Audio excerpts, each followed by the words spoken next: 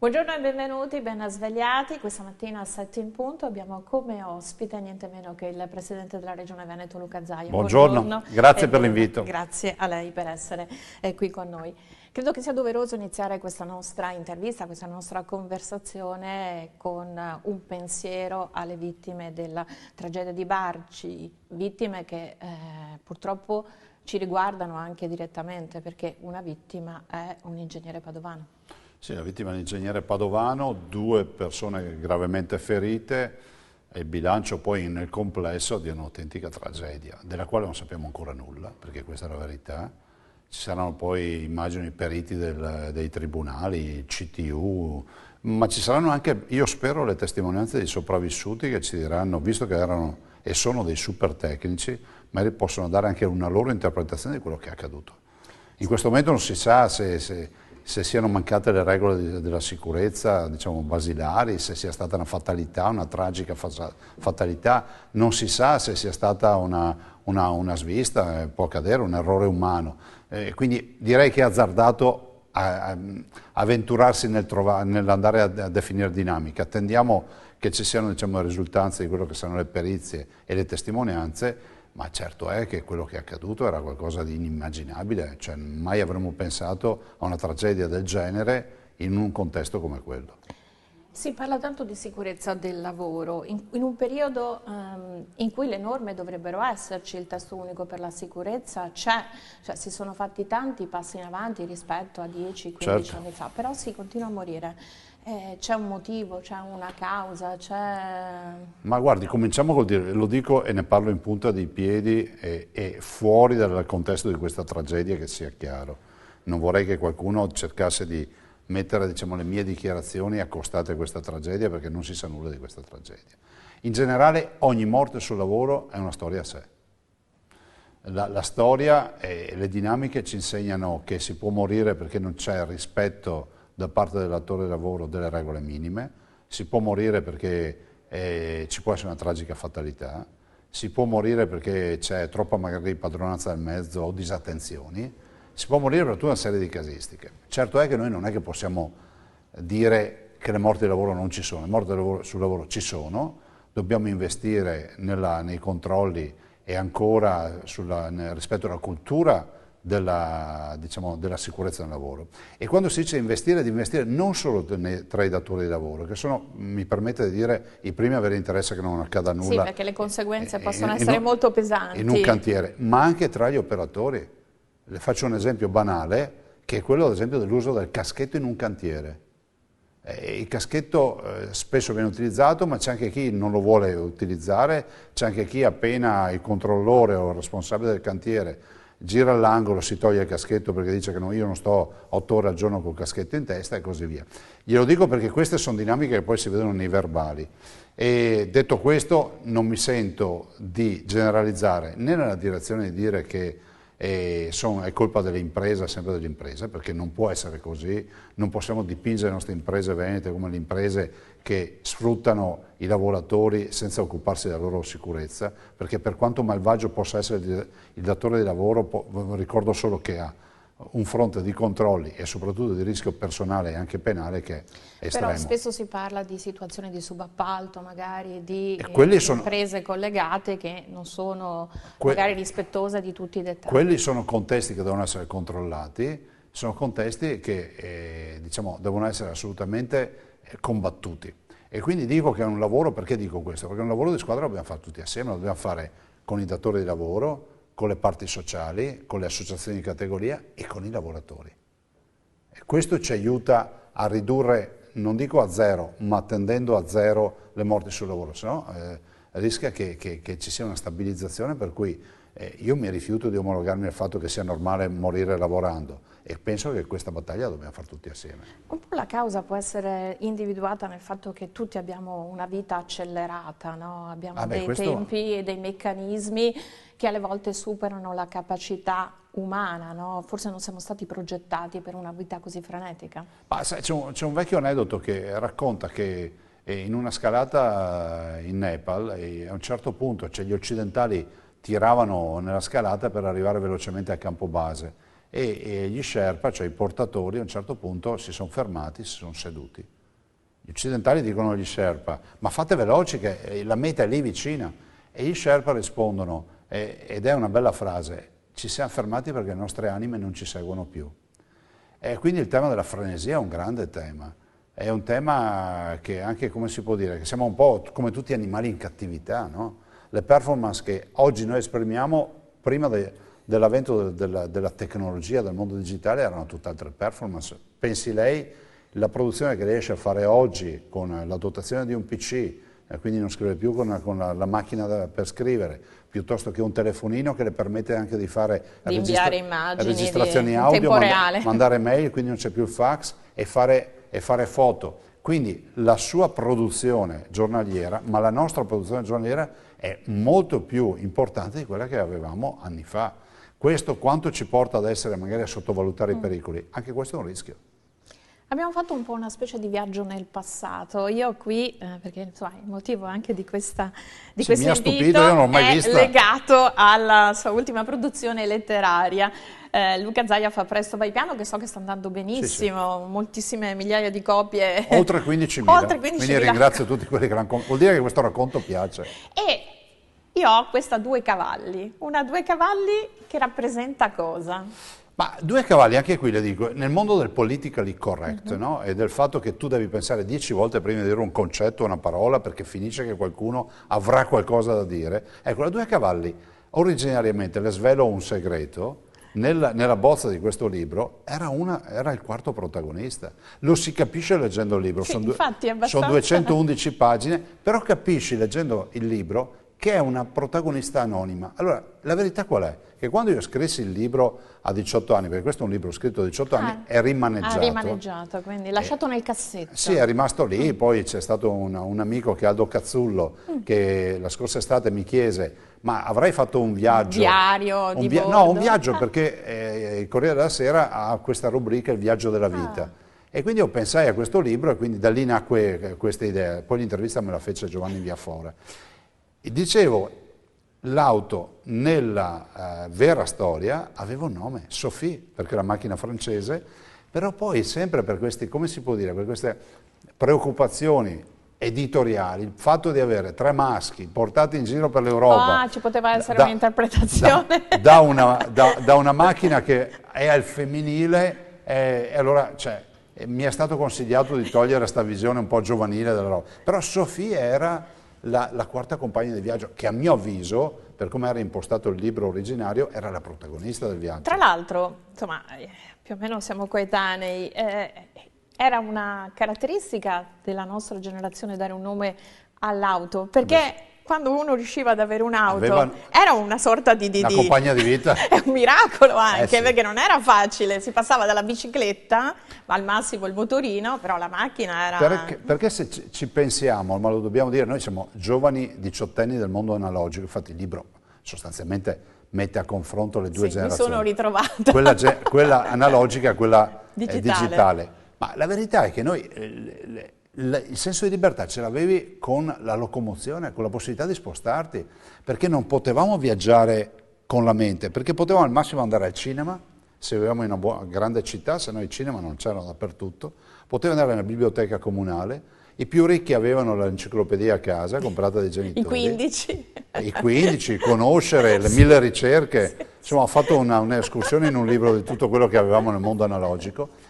Però la conoscenza del mondo la potevi fare solo fisicamente, andando in giro per il mondo. Tanto è vero che quella era la generazione dei travel check, dell'Interrail, quindi dell'abbonamento che valeva per tutta l'Europa e tu giravi, erano le prime esperienze europee.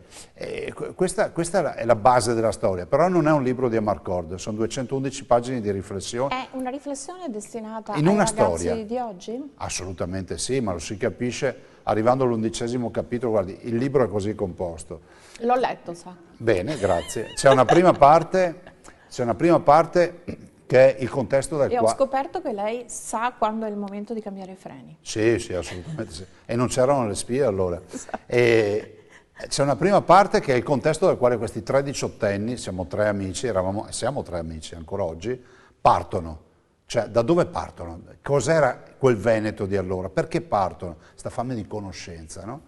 E anche fame di libertà, E perché parliamoci chiaro, ai nostri tempi, mi perdoni se uso questa espressione, la libertà era qualcosa che si conquistava, questo sì. Era qualcosa che era davvero un obiettivo, anche non facile, forse per quello era così importante raggiungerlo. Ma pensiamo solo a una cosa, che nel rapporto interpersonale due persone che si piacevano, si amavano, eccetera, avevano solo uno strumento. Il telefono fisso di casa, sì, la cabina con i gettoni. La cabina con i gettoni, il telefono o la lettera. Sì. Quindi è inevitabile che il mezzo di trasporto accorciasse le distanze. Oggi il mezzo di trasporto che accorcia le distanze è il WhatsApp, sì, è il Messenger, è la videochiamata. Però così non si fa il viaggio. Ma così non si fa il viaggio, mi ha rubato la battuta. Ma detto questo, dico, allora, la prima parte è il contesto dal quale si parte, si va, la fuga.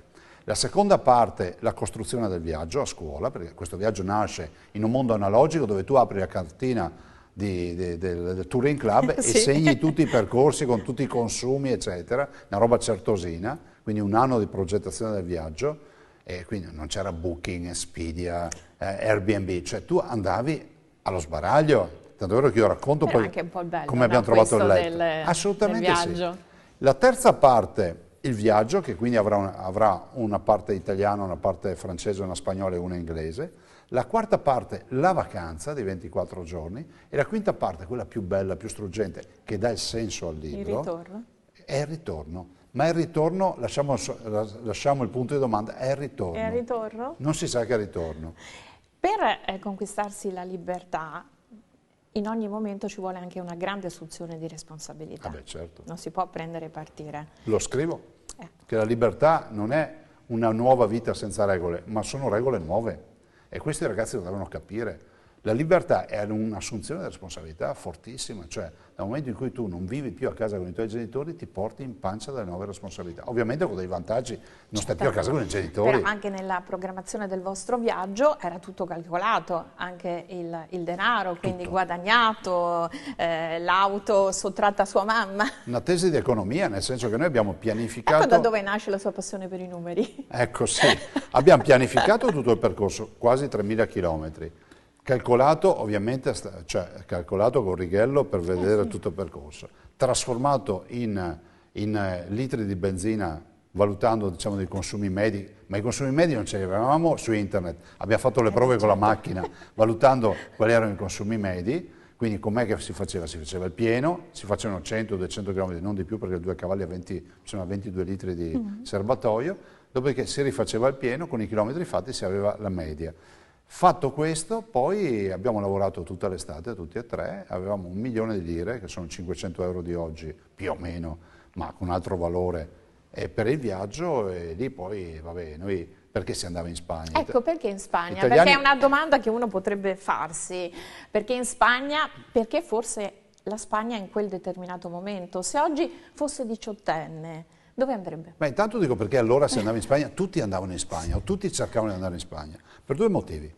Il primo, tipico del fatto di risparmiare, sì, cioè la Spagna costava poco. Sì, perché era appena uscita da... La Spagna, per il secondo motivo, dal 1975 non aveva più Francisco Franco, il dittatore. Sì. Quindi la Spagna del 1986 era una Spagna dalla quale arrivavano diciamo, gli echi di una gioventù festante, di una movida antelittera, ma oggi parliamo comunemente di movida. Allora io mi ricordo che quando arrivammo a Marbella, perché la meta è Marbella, trovammo i ragazzi in strada con il bicchiere in mano. Da noi non c'era questa immagine, oggi c'è. Allora da noi eravamo molto più morigerati, il bar era bar, il plateatico era plateatico, la strada era di chi andava in strada.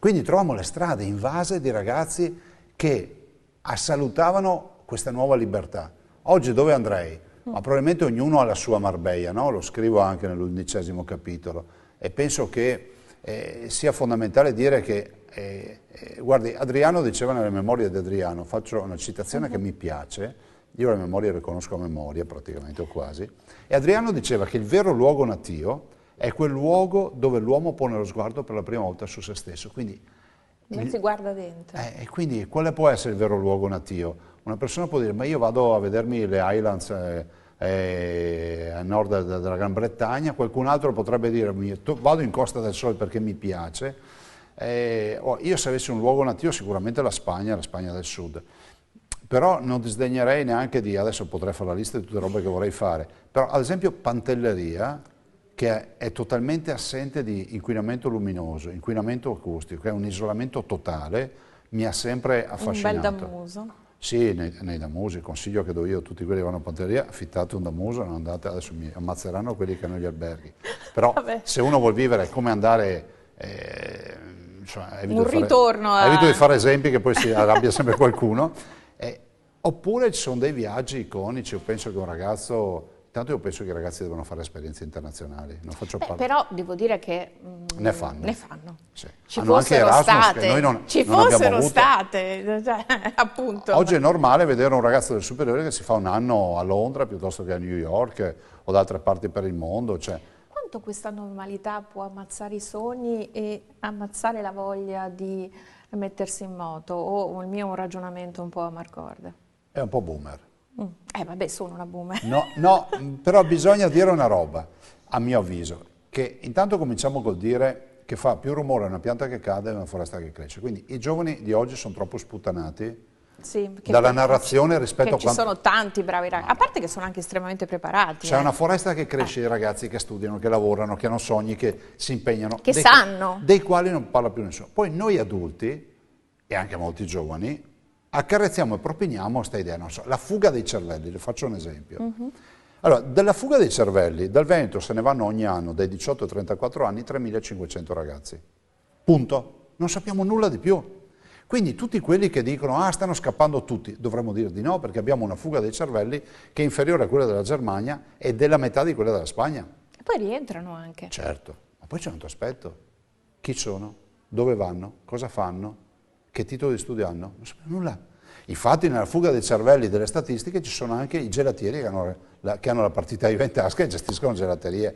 Quindi io direi di essere un po' più seri. Allora, se ci vai per necessità dobbiamo capire perché ci vai all'estero. Ma a me risulta che ci sono un sacco di ragazzi che giustamente ci vanno per fare un'esperienza di vita. Se io ci sono andato un 24 giorni con la 2 cavalli, se avessi oggi 18 anni ci andrei un anno e mi prenderei un volo low cost da 32 euro e riuscirei ad andare a farmi un anno a Malaga, magari facendo un'esperienza lì piuttosto che in Gran Bretagna o da qualche altra parte. Quindi direi che i ragazzi di oggi sono bravi, dobbiamo valorizzarli e dobbiamo anche cercare di rompere le narrazioni negative. Beh, però le narrazioni negative sono, alla fine se facciamo una statistica, sono minori rispetto alle narrazioni positive che si potrebbero fare. Però creano alibi. Sì, e creano notizia anche purtroppo. Ma sì, per voi notizia, per me socialmente e sociologicamente alibi. L'alibi di dire non serve che io studi, non serve che io mi sacrifichi, non serve che io abbia dei sogni perché tanto non si realizzano. La nostra generazione, per fare i boomer, noi ci siamo laureati in pieno Tangentopoli, tutti mi dicevano, e penso che anche a lei dicessero, se non sei raccomandato non farai nulla. E poi ho studiato lettere, si figuri. E altre menate del genere. Allora abbiamo avuto anche noi i nostri coetanei che dicevano non serve fare niente perché tanto vanno avanti solo i raccomandati. Però se hai dei sogni li realizzi. Li realizzi. E abbiamo un sacco di ragazzi che hanno dei sogni e li realizzano. Dopodiché la narrazione negativa non paga. Le faccio un esempio. Io sono andato al funerale sia di Marco che di Gloria. I 2 giovani architetti veneti morti nel Grenfell Tower carbonizzati. Magari non fosse accaduta sta vicenda. Però noi abbiamo scoperto da questa vicenda che si va anche all'estero a vivere in condizioni che non sono quelle che tu pensi di trovare. Spesso e volentieri. Spesso e volentieri. Perché magari anche sentendo la narrazione di figli, di amici... noi abbiamo un sacco di ragazzi che ci chiedono di rientrare e non riescono più a rientrare, questa è la verità. Dopo finiamola col dire che se ne vanno tutti i migliori. A me non risulta che qui siano rimasti 4 lazzaroni scappati di casa. Ma glielo dico perché sta narrazione non va bene per un paese che vuole crescere. Questo è un paese che deve investire sui giovani, non farli scappare i giovani. Anche perché ce ne sono pochi, no? Visto che è uno dei paesi... Questo quindi è raccontare la sua esperienza per un messaggio anche ai giovani che la vita è un viaggio, che è più importante il viaggio che la destinazione finale. Esatto. Perché durante il viaggio, e qui faccio un confronto, c'è anche un passaggio nel libro, se avessi fatto questo viaggio oggi, probabilmente avrei passato, io ho fatto 70 ore di auto, avrei passato, non dico 70 ore, ma gran parte del tempo a guardare i social, a messaggiare, a fare qualche foto. E avrebbe perso tutta la Mi bellezza sarei perso un del film viaggio. di 70 ore. Ma allora non avevamo il navigatore, quindi C'era lo sforzo non posso dire anche. abbassavamo il finestrino perché nei due cavalli si alzava il finestrino per aprirlo. Sembra un Ci controsenso. si fermava alla pompa di Si benzina, in chiedevano farmacia, al bar. informazioni per strada, dovevi stare attento ai cartelli e ai segnali stradali.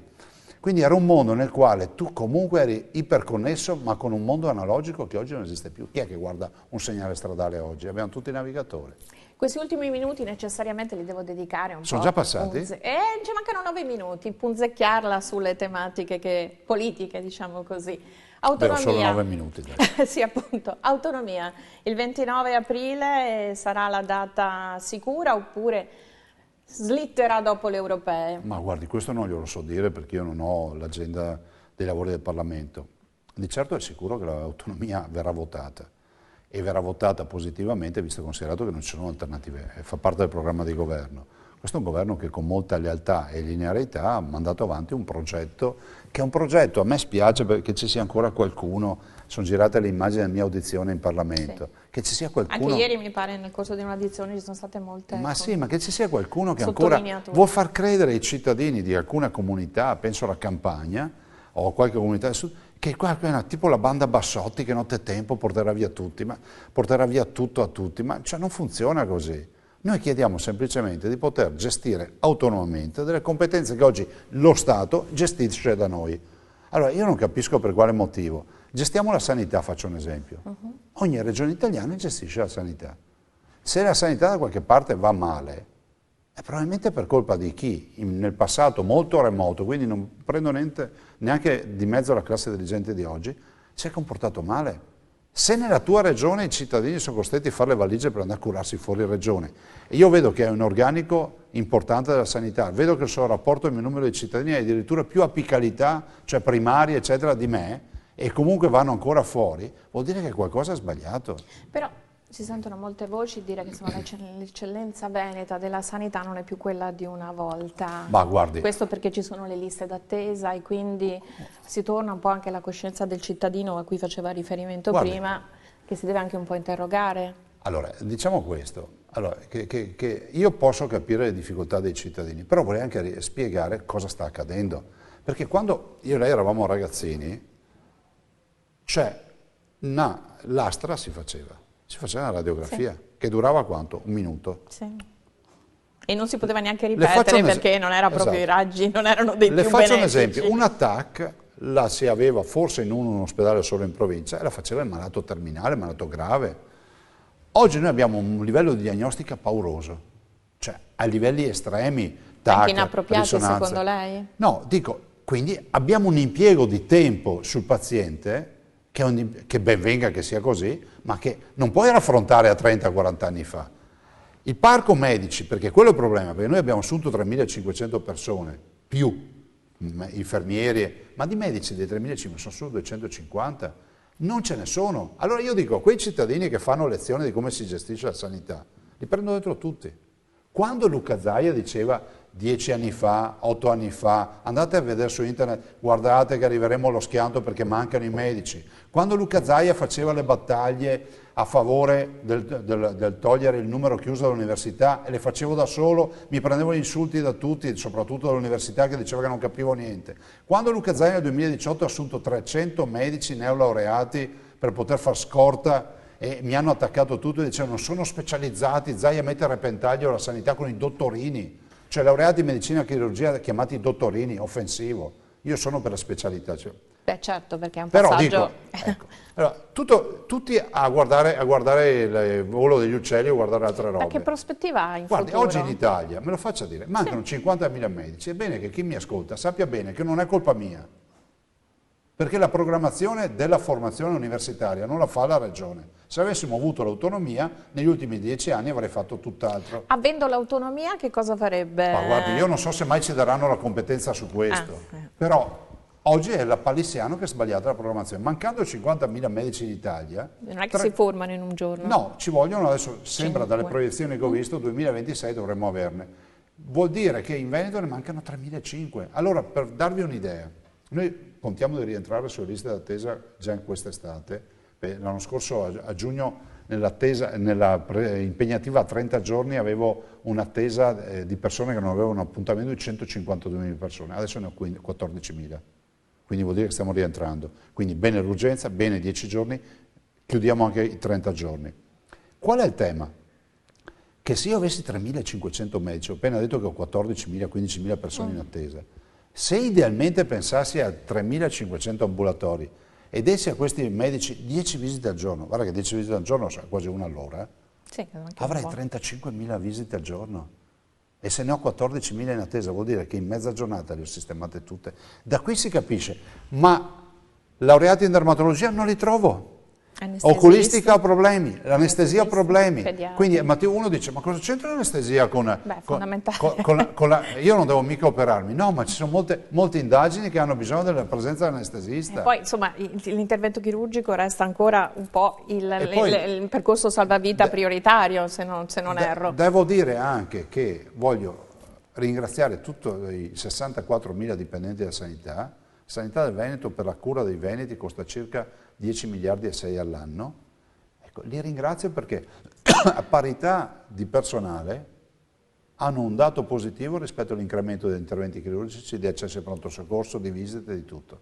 Questa è la sanità. Se qualcuno ha la bacchetta magica, invece di chiacchierare, ci dica dov'è la bacchetta magica. Bisognerebbe anche aumentare gli stipendi del personale sanitario. Ma certo, quelli dei medici, quelli del personale sanitario e anche quelli degli insegnanti, se vuole che le dica la mia opinione. Io sono convinto di questo, anche perché sono delle istituzioni sociali. Formative. Ovviamente bisogna essere meritocratici, certo. Cioè non è che possiamo dire stipendio più alto a tutti e e rifiutarsi di sottoporsi a delle valutazioni, però questa è la verità. In ultima la domanda che lei non vuole sentirsi dire perché gliela facciamo 1 miliardo di volte, esatto. Però dopo le europee, il terzo mandato, potrebbe essere una riapertura? Non ne so nulla, guardi, non ne so nulla. Io soffro di insonnia, ma non perché ho il problema del terzo mandato. Le dico che se ascoltano i cittadini, penso che basti andare per le strade del Veneto per sentire qual è l'opinione. Perché il dato della sua elezione insomma quasi certo, però uno può anche, magari può anche essere inviso poi, no? Però io penso di aver sempre fatto col cuore quello che ho fatto. Ho sempre fatto l'amministratore, ho sempre cercato di rappresentare tutti i veneti. Guardi, io ho preso il 77% delle ultime elezioni. E non ho fatto il bullo in giro dicendo io ogni volta quando parlo... Qual è la chiave del suo successo? No, ma guardi, e gliela dico adesso, quando parlo anche con lei, penso al 23% di persone che non mi hanno votato, che è giusto che si sentano rappresentate. Se dopo uno c'ha la testa come il cemento armato e vuol fare come se il Cincinnato che si ritira a far sempre continuamente il bastian contrario, io lo rispetto. Ma penso però anche un po' il sale della democrazia, guardi, no? La contrapposizione. Sì, però bisogna farla anche in maniera... Le faccio un esempio. Io ho fatto una battaglia per il fine vita, che non è una battaglia di destra, è una battaglia di civiltà. Sì. Ecco, quindi io penso che i veneti abbiano apprezzato, che l'ho sempre fatto. Io ho fatto i ricorsi contro i governi del centrodestra e contro i governi del centrosinistra, perché per me prima vengono i veneti, prima dei partiti. Ma questo l'ho sempre detto e lo sa anche il mio partito. Io non rinego la mia appartenenza, che sia chiaro. Però quando un amministratore va a governare, pensi un sindaco, deve rappresentare tutti. Se tu utilizzi la tua posizione di governo per fare politica, allora vuol dire che qualcosa non funziona.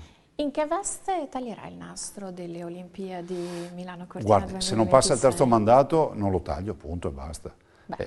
E quindi sarò un normale cittadino che se avrò tempo andrò a vedere le Olimpiadi, se no sarò a fare qualcos'altro. Però lei un'idea del suo futuro ce l'ha, ovviamente non vogliamo che ce la dica. Non ce l'ho, però, e sa perché? Perché ho imparato una cosa dalla vita. Lo scrivo nell'ultimo capitolo. Lo scrivo nell'ultimo capitolo del libro. Seneca nel De brevitate vitae dice che la vita non è breve, l'uomo che la rende breve. Sì. E perché la rendiamo breve? Perché stiamo sempre lì a pensare a cosa faremo domani. E non ci godiamo e poi ti senti dire, cavoli, passa il tempo. Sì. Bene, è passato anche il tempo per noi. Io ringrazio Luca Grazie a voi, Zaga. buona giornata. Ringrazio anche voi telespettatori. Ci vediamo domani mattina con 7 in punto. Arrivederci. Grazie.